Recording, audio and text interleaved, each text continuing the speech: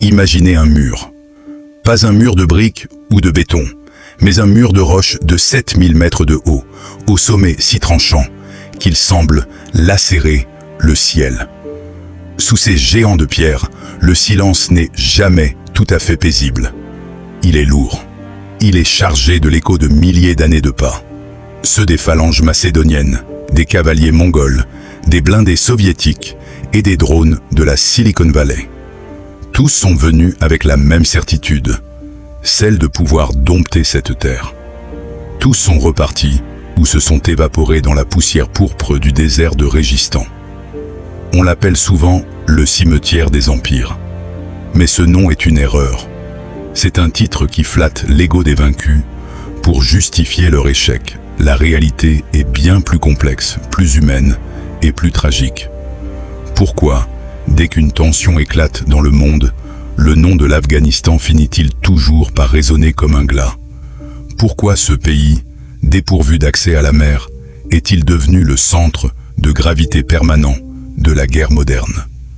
Bienvenue dans un récit où la géographie est une condamnation et où l'histoire refuse de s'écrire selon les règles des puissants.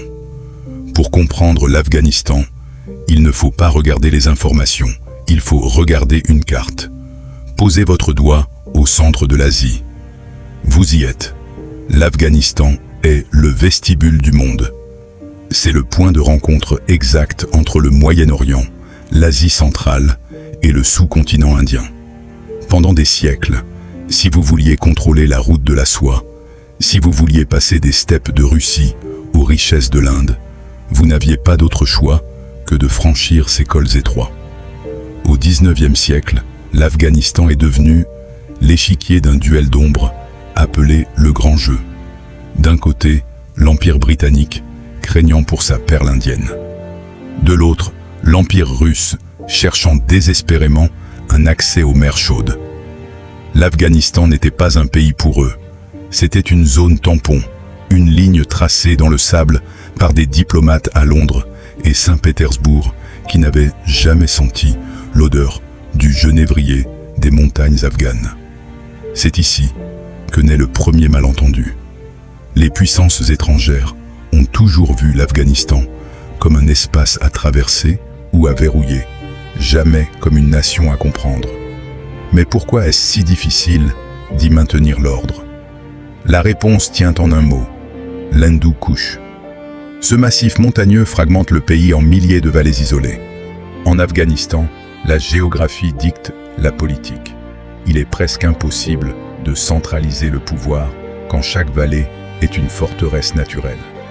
Pour un général étranger, gagner une bataille ne signifie rien. Vous pouvez contrôler Kaboul, la capitale, mais cela ne signifie pas que vous contrôlez le pays. Vous ne contrôlez que le béton sous vos pieds. Dès que vous quittez les routes principales, vous entrez dans un monde où le temps ne se compte pas en trimestres budgétaires ou en cycles électoraux, mais en siècles de tradition et de codes d'honneur. À la fin du XXe siècle, le scénario s'est répété, mais avec une violence décuplée.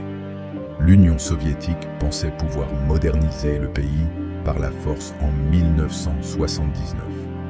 10 ans plus tard, elle s'effondrait, laissant derrière elle un champ de ruines et une population qui avait appris que la résistance était la seule forme de survie. Puis vint le 11 septembre 2001. Soudain, l'Afghanistan n'était plus seulement un enjeu de territoire, c'était le sanctuaire d'une menace globale. Les États-Unis et l'OTAN y ont déployé la technologie la plus avancée de l'histoire de l'humanité. Des satellites capables de lire une plaque d'immatriculation depuis l'espace, des forces spéciales entraînées comme des athlètes olympiques.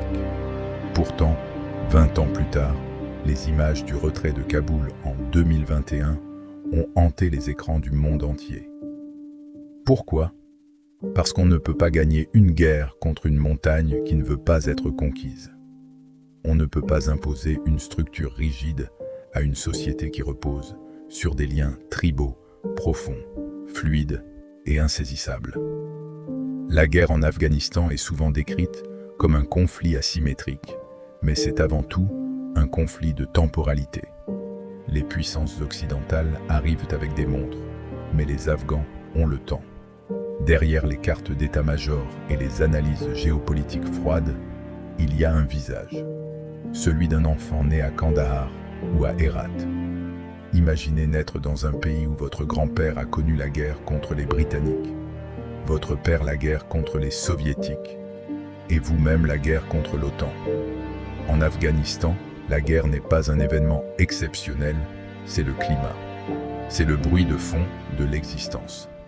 L'instabilité chronique a créé une résilience qui frise le surhumain, mais elle a aussi brisé des trajectoires. Des générations entières d'Afghans sont des experts en survie, mais ont été privés de l'opportunité d'être des experts en art, en sciences ou en littérature. Le pays possède l'une des populations les plus jeunes au monde, des millions d'esprits vifs et connectés qui rêvent de normalité, mais qui héritent d'un sol jonché de cicatrices. Comprendre l'Afghanistan, c'est accepter que ce n'est pas un problème à résoudre. C'est une mosaïque de cultures qui tente de coexister sur une terre que le reste du monde refuse de laisser tranquille.